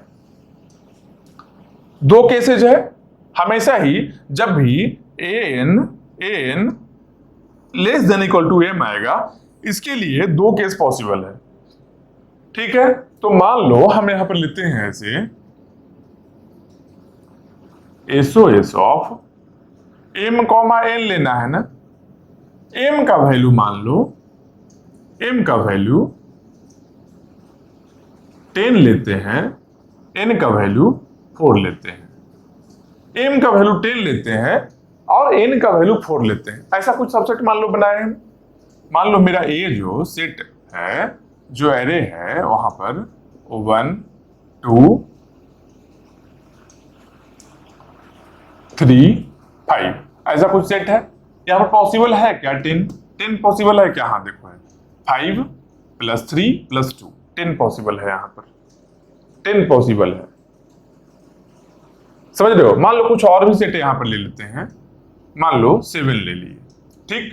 यहां पर 4 नहीं 5 एलिमेंट्स अगर ले लेते हैं, मान लो हम लोग, यहां क्या होगा 5 एलिमेंट्स हो गया। यहां पर क्या है 2 + 3 + 5 10 मिल रहा है हम लोग को, सम चाहिए 10 मिल रहा है कैसे 2 + 3 + 5। अगर O1 को सिलेक्ट करते हैं तो नहीं मिलेगा, 10 से छोटा तो है O1, लेकिन O1 को जैसे ही सिलेक्ट कर लेंगे हम लोग को सम नहीं मिलने वाला है। अगर 7 को सिलेक्ट कर लेते हैं तो सम नहीं मिलने वाला है। 7 ऑफ कोर्स छोटा है, m का वैल्यू देखो यहाँ 10 है, यहाँ 7 है, 7 छोटा तो है इससे, लेकिन अगर सिलेक्ट कर लेंगे तो नहीं मिलेगा। तो दो रास्ता है, पॉसिबिलिटी दोनों हम चेक करेंगे। 7 को एक बार सिलेक्ट करके देखेंगे, इंड तक जाएंगे, मेरा रिक्वायरमेंट फुलफिल हो रहा है या नहीं, मतलब सम एग्जैक्टली इक्वल टू m मिल रहा है या नहीं, देखना तो होगा। जब यहाँ पर तो मैनुअली हम देख ले रहे हैं कि जब 7 ले लेंगे, 3 बन रहा है, अच्छा एक और भी यहाँ भी पॉसिबल, 7 + 3 ये भी पॉसिबल है। मान लो यहाँ पर 7 नहीं 6 ले लेते हैं, अगर यहाँ पर एलिमेंट 6 ले लिए, अब 6 में क्या है 6 + 4 चाहिए, 4 यहाँ कहीं से भी नहीं मिल सकता है, 6 + 4 चाहिए, 4 यहाँ नहीं मिल सकता है, ठीक है 4 यहाँ नहीं मिल सकता है। तो 6 को अगर सिलेक्ट कर लेते हैं तो गलत रास्ता ही जा रहे हैं, मैनुअली हम देख लिए हैं। ये सिस्टम क्या करेगा, सिस्टम प्रोसेस में सारे स्टेप्स फॉलो करेगा, इंड में जाकर देखेगा अच्छा 6 लेने पर नहीं पॉसिबल था, ठीक, सभी एलिमेंट को सिलेक्शन करेगा, एक बार नहीं भी करेगा। तो देखो दो केस है यहाँ पर, एक केस क्या है सिलेक्ट नहीं करना, एक केस सिलेक्ट करना है, एक केस है ना। अब देखो यहाँ पर ट्री कैसा दिखेगा, एक केस क्या है सिलेक्ट नहीं करना, मतलब क्या हो गया सम ऑफ सबसेट फंक्शन कॉल है, जितना भी फंक्शन हम लिखने वाले हैं सब में सम ऑफ सबसेट ही होगा। इसको नहीं लिखकर केवल इस वैल्यू को हम लिखते हैं, mn वैल्यू को हम लिखते हैं नीचे, ठीक, mn वैल्यू को लिखते हैं। यहाँ 10 है, अगर सिलेक्ट नहीं किए तो 5 - 1 n - 1 हो गया, मतलब क्या हो गया 5 - 1 तो 4 बन गया ये, ठीक। एक और केस क्या है, एक और केस है सिलेक्ट करना, सिलेक्ट करना मतलब क्या है m - an, अगर nth एलिमेंट हम लास्ट से आ रहे हैं, लास्ट से हम आने वाले हैं, क्या करेंगे लास्ट से आ रहे हैं तो 6 को हम सिलेक्ट करेंगे, लास्ट से आ रहे हैं तो 6 को हम क्या करेंगे सिलेक्ट करेंगे, क्यों, क्योंकि n का वैल्यू लेस देन m है, n का वैल्यू लेस देन m है, ठीक। यहां पर देखो 6 है एलिमेंट लास्ट में, लास्ट एलिमेंट 6 है, 6 का वैल्यू 10 से कम है, मतलब सिलेक्ट करेंगे इसको, क्या करेंगे 10 - 6 कितना हो गया 4 हो गया, रिमेनिंग एलिमेंट कितना है 5 - 1, क्योंकि टोटल एलिमेंट यहाँ 5 था, 1 2 3 5 6 टोटल 5 नंबर ऑफ एलिमेंट्स है, यहाँ पर एक को सिलेक्ट कर लिए हम तो एक एलिमेंट अब कम गया है, तो टोटल एलिमेंट कितना बचा, अब बचा है 4 एलिमेंट, ठीक। यहाँ पर SOS ही है, सेम फंक्शन कॉल है, यहाँ जैसे SOS था वैसे यहाँ पर भी SOS है, ठीक, हमेशा ऐसे ही रहेगा। अब यहाँ भी दो केस बना, अब आए हम 6 को जब हम सिलेक्ट कर लिए हैं तो अब आए एक बार में सिलेक्शन किए, एक नहीं भी किए हैं, मतलब 6 ओवर हो चुका है, अब 6 को हम विजिट कर लिए हैं, 6 के दोनों पॉसिबिलिटी को हम देख लिए हैं, दोनों पॉसिबिलिटी यहाँ लिख लिए हैं। अब आए यहाँ पर आए 5 पर, 5 में क्या है एक बार इसको सिलेक्ट नहीं करेंगे, एक बार करेंगे, वही काम करना है, हमेशा दो पॉसिबिलिटी है, मतलब क्या अगर नहीं करेंगे तो क्या होगा 5 को सम मेरा 10 ही रह जाएगा, और 5 को नहीं कर रहे हैं मतलब कि नंबर ऑफ एलिमेंट कम जाएगा, नंबर ऑफ एलिमेंट यहाँ 4 है, नंबर ऑफ एलिमेंट बन गया 3, नंबर ऑफ एलिमेंट है जो 3 बन गया। अगर 5 को हम सेलेक्ट करते हैं तब क्या बनेगा यहाँ पर, तब क्या बनेगा 5 10 - 5, यहाँ पर क्या है m - an, तो m 10 है, 10 - 5 मतलब 5 बन गया, नंबर ऑफ एलिमेंट कितना हो गया यहाँ 4 है ना, मतलब कि एक एलिमेंट और हम जो भी डिसीजन है कर लिए एक और एलिमेंट का, मतलब फोर्थ एलिमेंट जो 5 है, ये जो फोर्थ एलिमेंट है इसमें सिलेक्ट करें या नहीं करें, दोनों ही केस में n का वैल्यू तो कमेगा। देखो यहाँ पर दोनों ही केस में n का वैल्यू हमेशा ही कमेगा। नहीं कर रहे हैं तभी 5 को तो दोबारा हम नहीं देखने वाले हैं, अगर सिलेक्शन कर लिए तब भी सेकंड टाइम हम 5 को नहीं देखेंगे, मतलब कि n का वैल्यू तो कमना ही है। n का वैल्यू 5,4 है ना, यहाँ बन गया 3, ऐसा कुछ आ गया। अब यहां पर देखते हैं 4,4 है, इसमें एक केस क्या है, अब क्या है नेक्स्ट एलिमेंट जब बैक में आएंगे 6 के बाद में आएंगे, यहाँ 4 एलिमेंट्स है, 4 एलिमेंट्स है, स्टार्टिंग के 4 एलिमेंट्स। अब 5 पर हम आते हैं, 5 को सिलेक्ट नहीं करना है, मतलब क्या हो गया, यहाँ सम 4 ही रह जाएगा और नंबर ऑफ एलिमेंट्स कम गया, नंबर ऑफ एलिमेंट्स 3 हो गया। अब इसके राइट में आते हैं, राइट में क्या है, सिलेक्शन करना है। सिलेक्शन कर सकते हैं क्या, देखो सम 4 चाहिए हम लोग को, सम हम लोग को 4 चाहिए और यहाँ पर हम लोग को मिलने क्या वाला है, 5 मिलने वाला है। मतलब कि ये केस कौन सा बन गया, एक केस बन गया an greater than m, an greater than m अगर बन गया, इस केस में हम लोग क्या करते थे, SOS of m n minus 1, यही वैल्यू था ना, यही था ना, सिलेक्ट नहीं कर सकते हैं हम इसको। अगर value n greater than m रहे, n का वैल्यू देखो क्या है, यहाँ 5 है, हम लोग को सम चाहिए 4, तो सिलेक्ट कर सकते हैं क्या, नहीं कर सकते हैं। जब ग्रेटर वैल्यू रहे तो नहीं कर सकते हैं, मतलब यहां क्या हो जाएगा, 5 को सिलेक्ट हम नहीं करेंगे, करना चाह रहे थे सिलेक्ट, लेकिन एक और कंडीशन अलग से है, n ग्रेटर देन m हम नहीं कर सकते हैं। मतलब क्या हो गया, यहां पर क्या लिखेंगे हम लोग, सम तो 4 ही रह गया, सिलेक्ट नहीं किए तो ये अलग कंडीशन है, सिलेक्ट करना चाह रहे थे हम, लेकिन सिलेक्ट करने जब गए हैं एक और कंडीशन यहां कुछ और दिख गया है हमको, उसका वैल्यू ही 5 का वैल्यू ही m से ग्रेटर है, m से ग्रेटर है, तो नहीं कर सकते हैं, ऑफ कोर्स नहीं करेंगे। मतलब क्या है 4 कॉमा, इसको नहीं करेंगे सिलेक्ट, 4 कॉमा 4 माइनस 1 कितना हो गया, 3 हो गया। फिर से यहां पर आते हैं 10 कॉमा 3, 10 चाहिए थर्ड वाले में, एक केस क्या है, सिलेक्शन नहीं करना, एक केस क्या है, सिलेक्शन नहीं करना। मतलब क्या है 10 कॉमा 2, 10 कॉमा 2, एक और केस क्या है, सिलेक्शन करना। थर्ड वाला एलिमेंट क्या है, थर्ड वाला एलिमेंट क्या है, 3 है, थर्ड में एलिमेंट क्या है, 3 है। अब देखेंगे 3 लेस देन है m से या ग्रेटर है, यहां पर सम है 10 ही यहां पर चाहिए और थर्ड एलिमेंट मेरा 3 है, मतलब कि 7 हो रहा है, 3 छोटा है तो सिलेक्शन करेंगे, क्या करेंगे यहाँ पर 7 कॉमा 2 सिलेक्ट कर लिए, m का वैल्यू भी 10 माइनस 3 हो गया और 3 माइनस 1 n का वैल्यू भी कम गया। फिर यहां पर आएंगे 5 चाहिए, थर्ड एलिमेंट क्या है मेरा, थर्ड एलिमेंट क्या है, 3 है, तो सिलेक्शन एक केस तो है सिलेक्शन नहीं करने का, मतलब सम मेरा 5 चाहिए और सिलेक्शन नहीं करना है तो 2 हो गया, n को कम कर दिए। एक और केस क्या है, एक केस क्या है कि अगर m से छोटा रहे तो सिलेक्ट करना है, m से छोटा रहे, एक केस है m से छोटा है, m से अगर छोटा है तब भी सिलेक्ट नहीं करने का एक केस है, वो केस हम यहाँ लिख लिए। सेकंड केस क्या है, सिलेक्शन करना है, मतलब यहाँ 5 है, थर्ड एलिमेंट मेरा 3 है, 5 माइनस 3 कितना हुआ 2, n अब कितना बचेगा, 3 था, 3 माइनस 1 करेंगे, मतलब कि यहाँ 2 बचा, 2,2 हो गया। सेम यहाँ पर भी आएंगे, यहाँ पर भी 2 केस होगा, 2 ही केस होगा। यहाँ क्या है 4 है, थर्ड एलिमेंट क्या है 3 है मेरा, थर्ड एलिमेंट देखो यहाँ 3 है, देखो ये फर्स्ट एलिमेंट है, मान लो यहाँ एलिमेंट को लिख भी लेते हैं 1 2 3 4 5, ये नंबरिंग है एलिमेंट्स का, ठीक।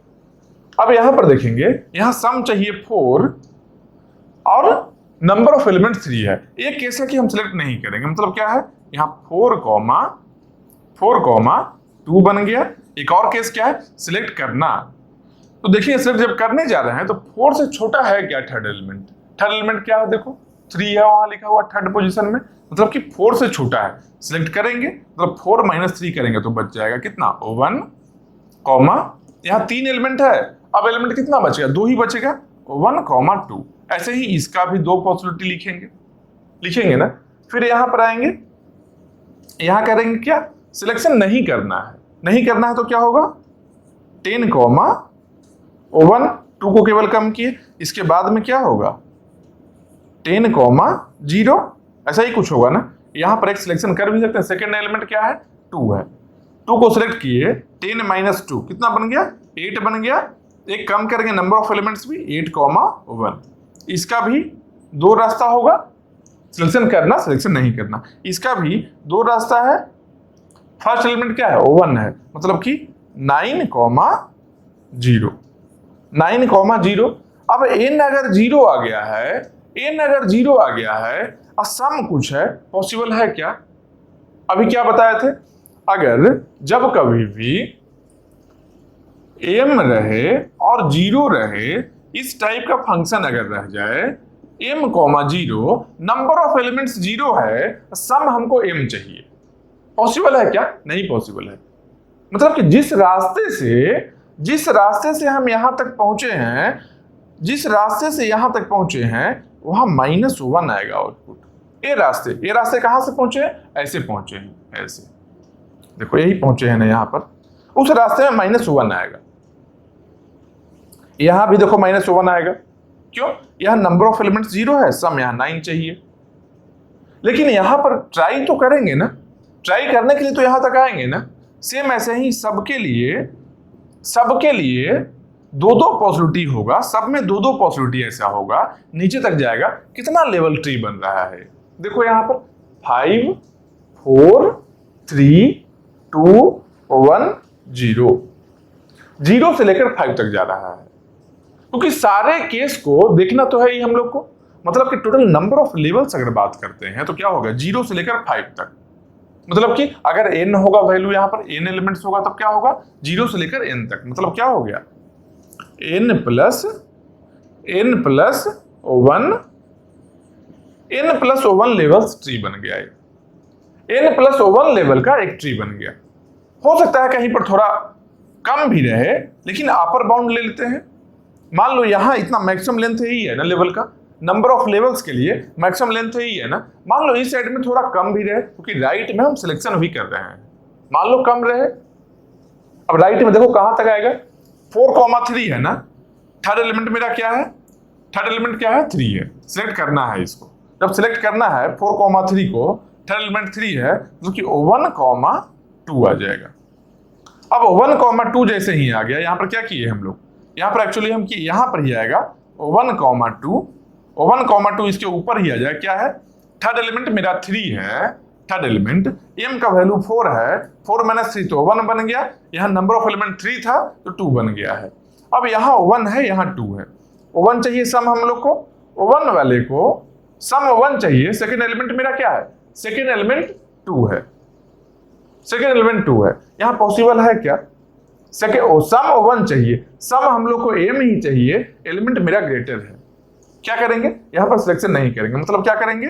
यहां पर 1, एलिमेंट सिलेक्शन नहीं हो, 2 एलिमेंट है, 1 बन गया। 1, 1।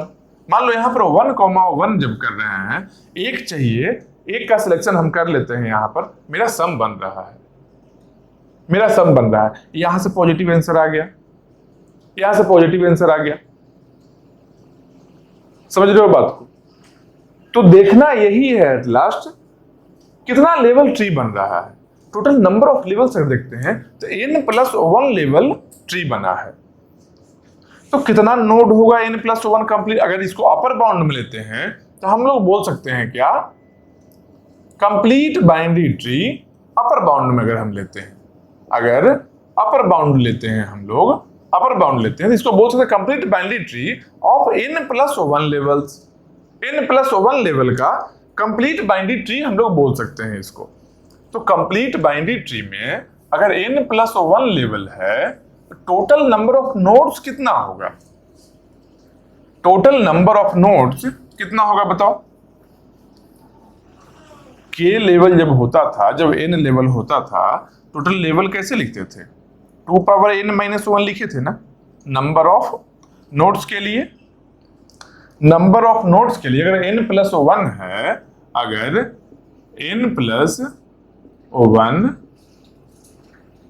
n+1 levels complete binary tree है, अपर बाउंड ले रहे हैं तो कंप्लीट बाइनरी ट्री इसको लिख सकते हैं। तो कंप्लीट बाइनरी ट्री है, n+1 लेवल्स का टोटल नंबर ऑफ नोड्स कितना हो गया? टोटल टोटल नोड्स कितना हो गया 2 power n plus 2 power n plus 1 minus 1, यही टोटल नंबर ऑफ नोड्स बन गया ना।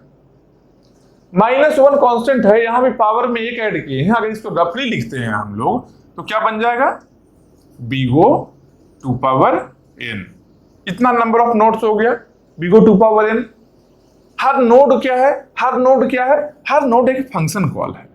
देखो एस है, हर नोड एक फंक्शन कॉल है। मतलब अगर नंबर ऑफ फंक्शन कॉल लिखते हैं, अगर टोटल फंक्शन कॉल अगर हम लिखना चाहें तो कितना लिखेंगे, सेम ही लिखेंगे बिगो 2 पावर n।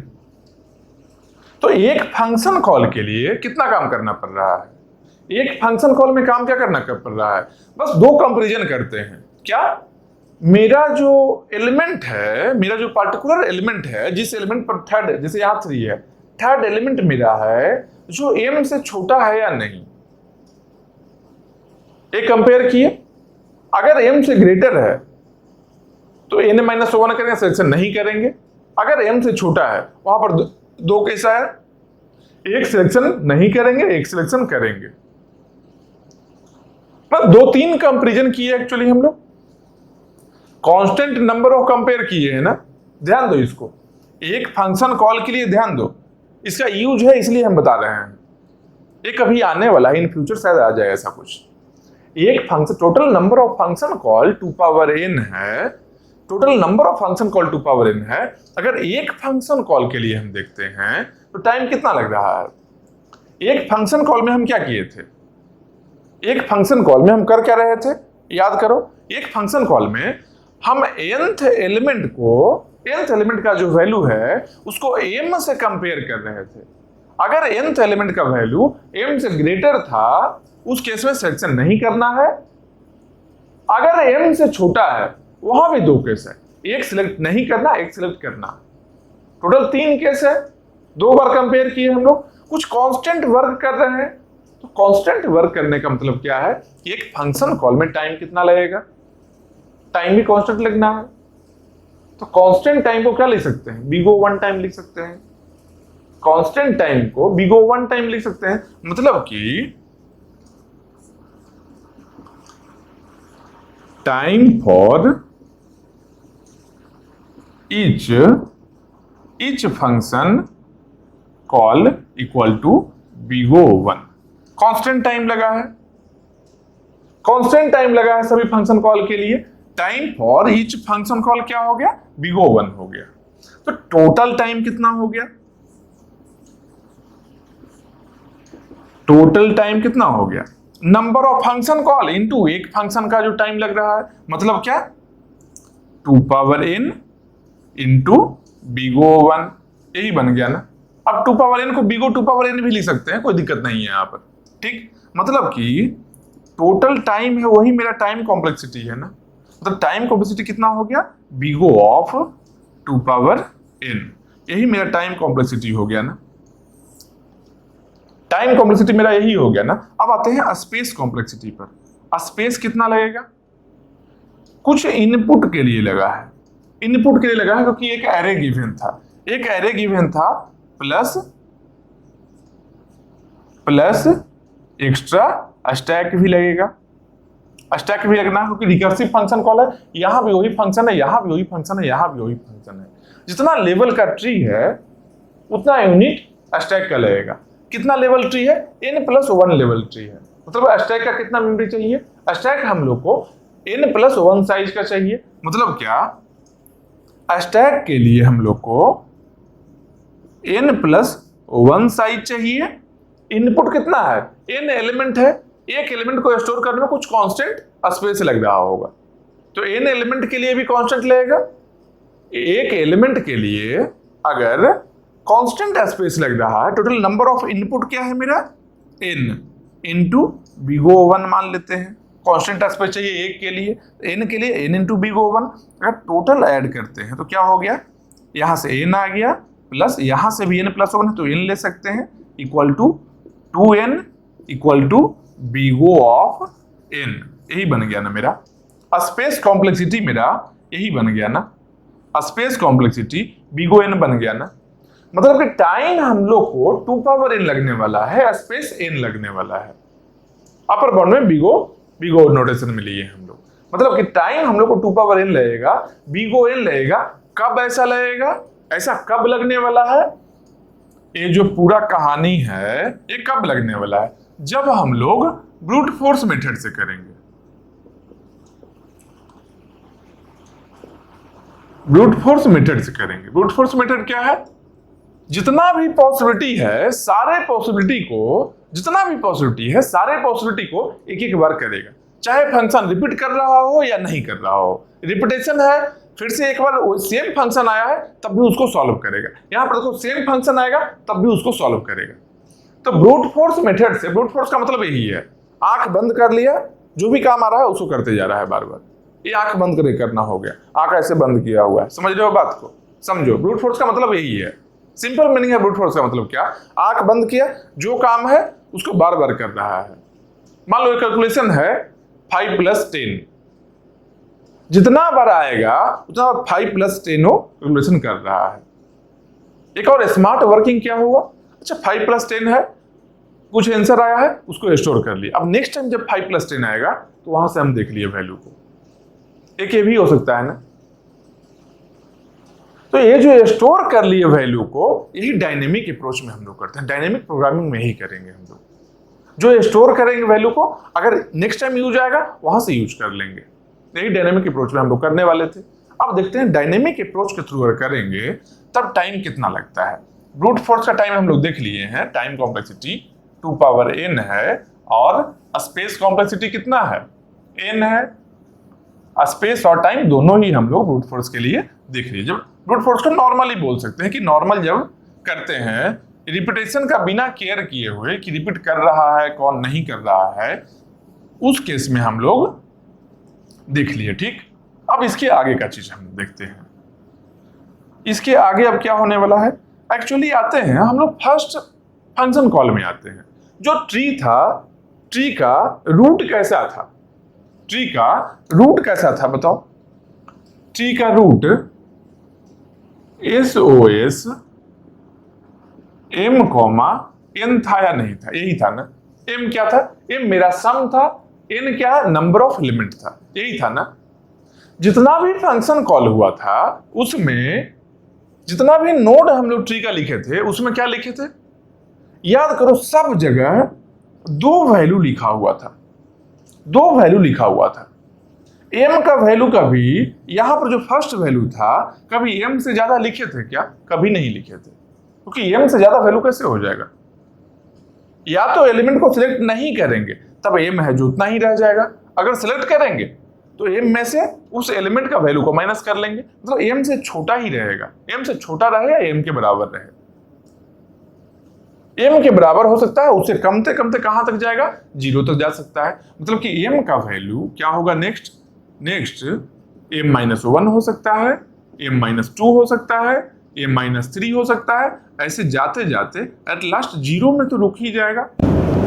कमते जा रहा है, एक एक कमते जा रहा है। मान लो वर्स्ट केस में ऐसे, मान लो एलिमेंट 5 है, कोई 4 एलिमेंट है, अब m-5 करेंगे तो यहाँ m-5 होता, फिर m-4 होता है, ऐसे समझ रहे हो बात को।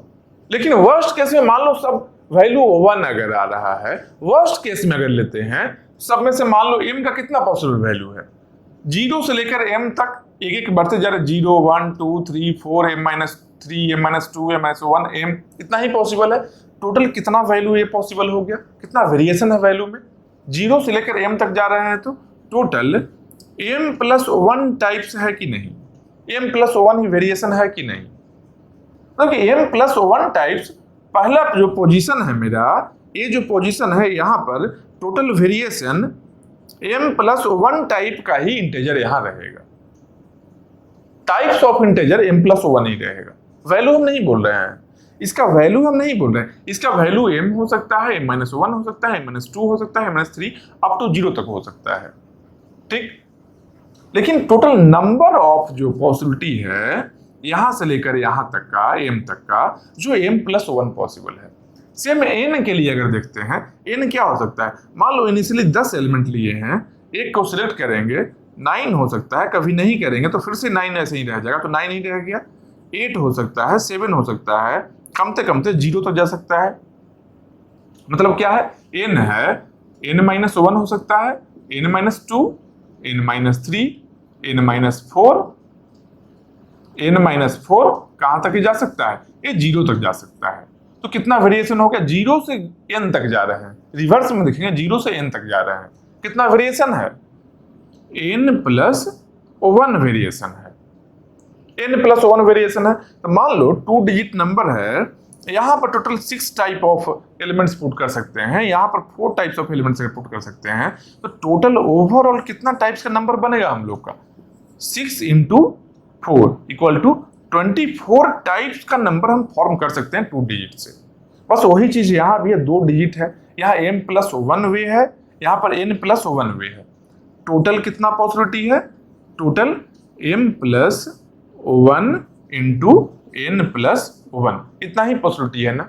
इसका वैल्यू क्या आएगा, इसका वैल्यू क्या आना है, दोनों को मल्टीप्लाई करेंगे, दोनों पॉसिबिलिटी को, तो दोनों पॉसिबिलिटी है m+1 × n+1 अगर हम कर रहे हैं, तो इस केस में टोटल क्या वैल्यू आना चाहिए, mn आना चाहिए। यहां क्या आएगा, mn होगा प्लस m × 1, m हो गया प्लस n × 1, n हो गया प्लस 1 हो गया। यहाँ 1 है, इसको हटा दिए। लार्जेस्ट फंक्शन कौन सा है, यहाँ n है, m है, यहाँ mn है, ये दोनों स्मॉलर फंक्शन हटा दिए। मतलब क्या लिख सकते हैं, यहाँ लिख सकते हैं बिग ऑफ mn। इतना ही total types of function call possible है ना। अगर डिस्टिंक्ट फंक्शन कॉल का हम बात करते हैं, यहां पर डिस्टिंक्ट फंक्शन कॉल का अगर हम बात करते हैं, इतना ही वेरिएशन पॉसिबल है ना। हाँ, यहां पर क्या हो गया, ये लिख सकते हैं distinct function call, total distinct function call कितना है, बिगो mn है। एक फंक्शन कॉल के लिए टाइम कितना लगा था, यहां पर हम लोग देख लिए थे, बिगो 1 टाइम लगा था, क्योंकि 1-2 कंपैरिजन करना था केवल। तो एक फंक्शन कॉल के लिए बिगो 1 लगा था, तब टाइम कॉम्प्लेक्सिटी यहां क्या हो जाएगा, total number of function call क्या है, mn है, मतलब कि mn × बिगो 1 = कितना हो गया, बिगो ऑफ mn। यही मेरा टाइम कॉम्प्लेक्सिटी हो गया ना, अगर केवल डिस्टिंक्ट फंक्शन कॉल को हम कैलकुलेट करते हैं तो। मतलब कि डायनेमिक प्रोग्रामिंग के अकॉर्डिंग अगर हम करते हैं, डिस्टिंक्ट फंक्शन कॉल ये क्या है, किस अप्रोच में है, ये है डायनेमिक प्रोग्रामिंग को अगर हम यूज करते हैं और डिस्टिंक्ट फंक्शन कॉल को केवल हम देखते हैं अगर, तो टाइम मेरा कितना लग रहा है, टाइम लग रहा है बिगो of mn।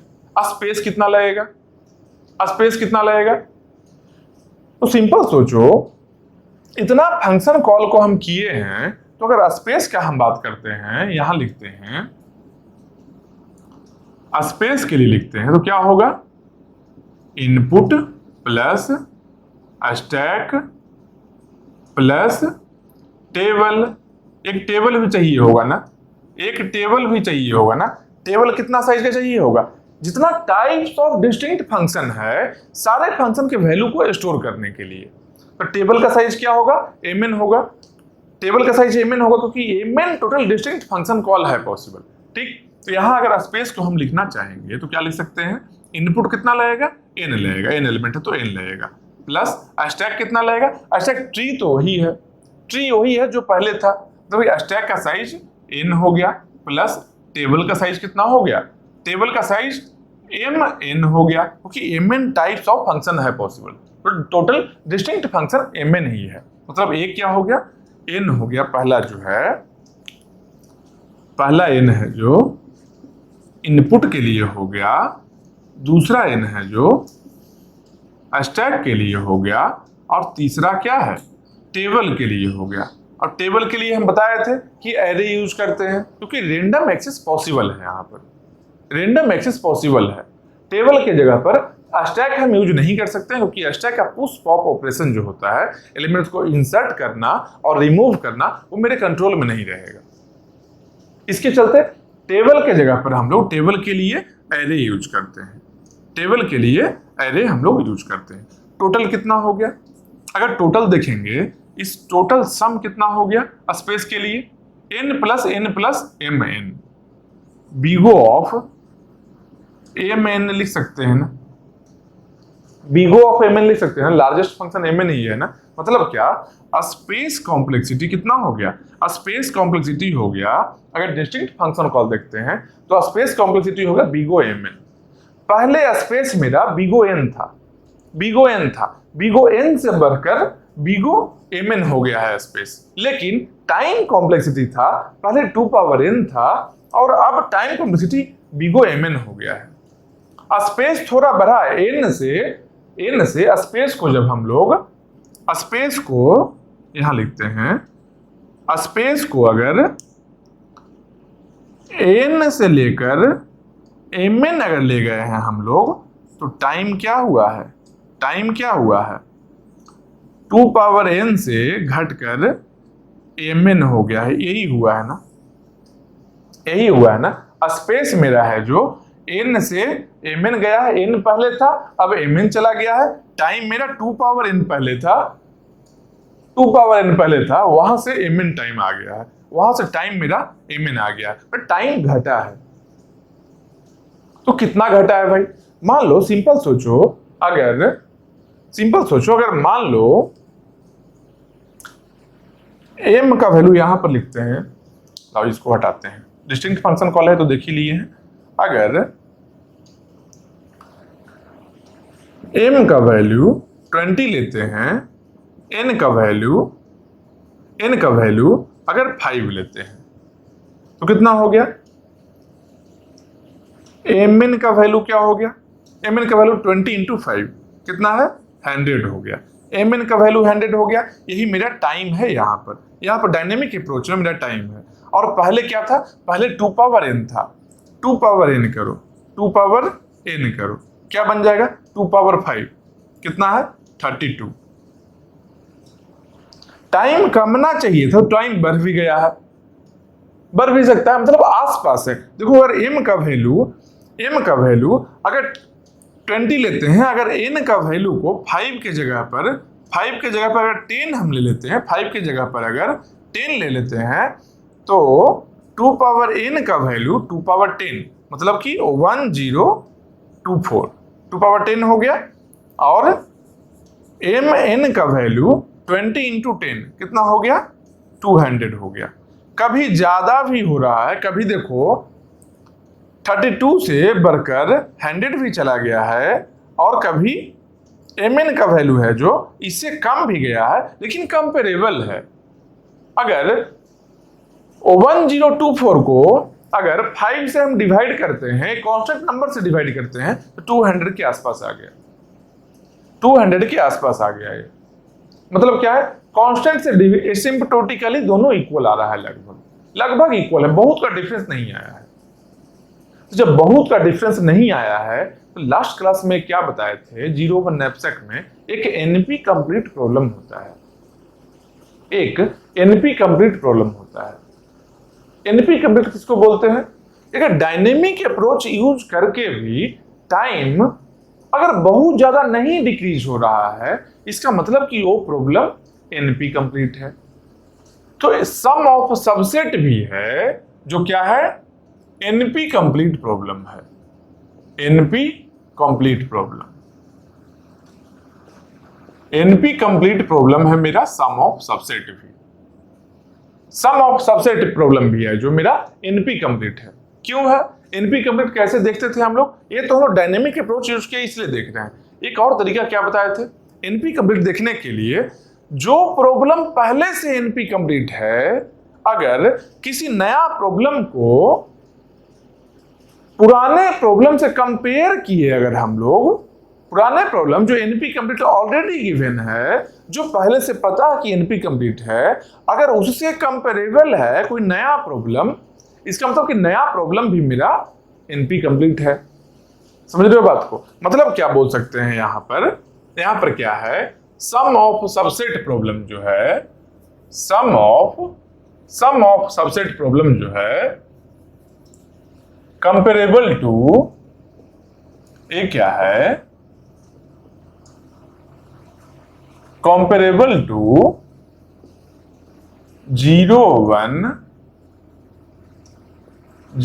1 knapsack problem. Therefore, sum of subset is also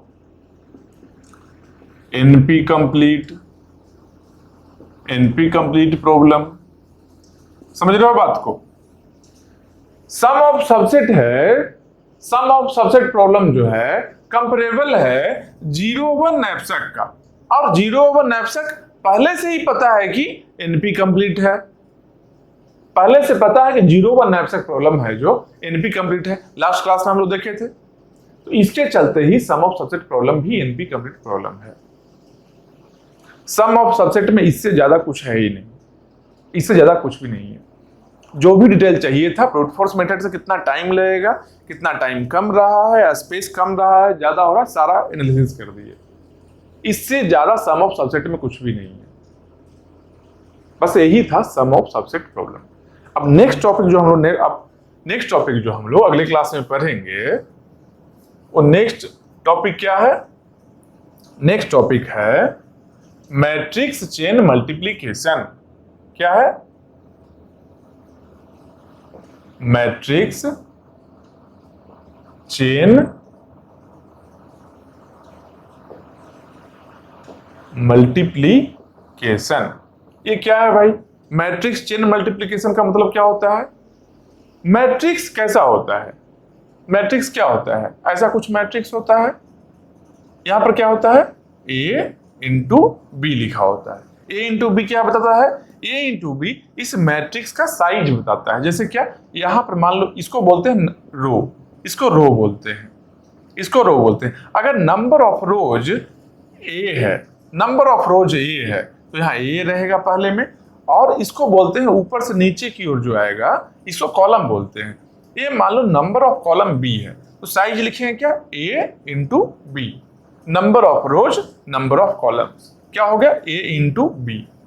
ऐसे ही मान लो दो मैट्रिक्स गिवन है, दो मैट्रिक्स अगर गिवन है, यहां पर है B इंटू सी, तो नंबर ऑफ रोज कितना हो गया? B हो गया, नंबर ऑफ कॉलम यहां पर C हो गया। तो जब फर्स्ट वाले का नंबर ऑफ कॉलम है जो सेकेंड वाले के नंबर ऑफ रो के बराबर रहे, जब फर्स्ट का नंबर ऑफ कॉलम लास्ट में रहेगा जो कॉलम बता रहा है, सेकेंड वाले का फर्स्ट में क्या बताएगा? नंबर ऑफ रो बताएगा। फर्स्ट वाले का नंबर ऑफ कॉलम अगर सेकेंड वाले के नंबर ऑफ रोज के बराबर रहे, तब हम लोग बोलते हैं क्या? कि मल्टीप्लिकेशन पॉसिबल है। मल्टीप्लिकेशन तभी पॉसिबल है जब फर्स्ट मैट्रिक्स का number of column second matrix के नंबर ऑफ रोज के बराबर रहे, तभी मल्टीप्लिकेशन पॉसिबल है। तो मल्टीप्लिकेशन में कितना टाइम लगेगा? दो मैट्रिक्स के मल्टीप्लिकेशन में कितना टाइम लगेगा? हो सकता है दो से ज्यादा भी रहे, बहुत सारा मैट्रिक्स ऐसे दे दे, n मैट्रिक्स दे दे, वही है मैट्रिक्स चेन मल्टीप्लिकेशन। मतलब चेन में है 1 2 3 4 5 अप टू n तक मान लो मैट्रिक्स है, n मैट्रिक्स दे दिया। मतलब क्या, किस तरीके से रहेगा लिखा हुआ कैसे रहेगा? देखो, m से मैट्रिक्स चेन मल्टीप्लिकेशन, यहां क्या लिखा रहेगा? 1 और n। इसका मतलब क्या है? फर्स्ट मैट्रिक्स से लेकर, पहले वाले से लेकर, पहला हुआ, दूसरा हुआ, तीसरा, चौथा, पांचवा, ऐसे nth है, पहला से लेकर nth तक जो मैट्रिक्स रहेगा इसका मल्टीप्लिकेशन, यही फंक्शन है मैट्रिक्स चेन मल्टीप्लिकेशन। अब मल्टीप्लाई कैसे करते हैं? एक बार बेसिक रिकॉल करना, पहले से अगर पता है, नहीं भी कुछ भी पता है, कोई दिक्कत नहीं है। नेक्स्ट क्लास में हम यहाँ दो मैट्रिक्स के मल्टीप्लिकेशन से लेकर n मैट्रिक्स का मल्टीप्लिकेशन कैसे करेंगे सब बताएंगे। क्या टाइम लगेगा, कितना टाइम लगेगा, कम में कम टाइम लगेगा, ज्यादा टाइम लगेगा, ब्रूट फोर्स में कितना टाइम लगता है, इसका ट्री कैसा होगा, समझ रहे हो? डायनेमिक अप्रोच करेंगे तब क्या बेनिफिट हम लोग को मिलने वाला है, टाइम कितना रिड्यूस होगा डायनेमिक अप्रोच में, कितना टेबल का साइज होगा स्टोर करने के लिए, सारा कुछ एनालिसिस हम लोग नेक्स्ट क्लास में पढ़ेंगे मैट्रिक्स चेन मल्टीप्लिकेशन के बारे में। ठीक, तो अभी तक जितना पढ़ाए हैं सबको रिवाइज करो, क्योंकि सिलेबस इंड होने वाला है, सिलेबस होने वाला है इंड। तो पहले से जो पढ़ा हुआ है जो भी टॉपिक एलओ का, सबको अच्छे से पढ़ लो, सबका रिवीजन कंटिन्यू रखो, क्योंकि रिवीजन करना जरूरी है। हम यहाँ सिलेबस खत्म कर लें और रिवीजन नहीं करोगे, पहले वाले भूल जाओगे तो बेनिफिट नहीं हुआ ना। इसलिए मेरा काम है सारे चीज़ों को अच्छे से बता देना, सारे कंसेप्ट को बताना, और तुम्हारा काम क्या है, जितना भी पढ़ाई किए हो सबको अच्छे से पढ़ लिए, समझ भी लिए, उस पर कुछ क्वेश्चन भी बना लिए। क्वेश्चन बन जाए, कहीं से भी क्वेश्चन लेना, ऑब्वियसली सॉल्व होगा। सारा कंसेप्ट हम बता चुके हैं। अगर कभी लगे ऐसा क्वेश्चन में कि क्वेश्चन देख रहे हैं और नहीं समझ में आ रहा है, क्वेश्चन को 1-2 बार और पढ़ना, और जो भी चीजें बताए हैं उसको रिकॉल करना। 100% वो बनेगा, अटेम्प्ट करना उसको अच्छे से, वो बनेगा ही बनेगा। तो नेक्स्ट क्लास में देखते हैं मैट्रिक्स चेन मल्टीप्लिकेशन, पढ़ाई करो अच्छे से। ठीक है, फिर चलो।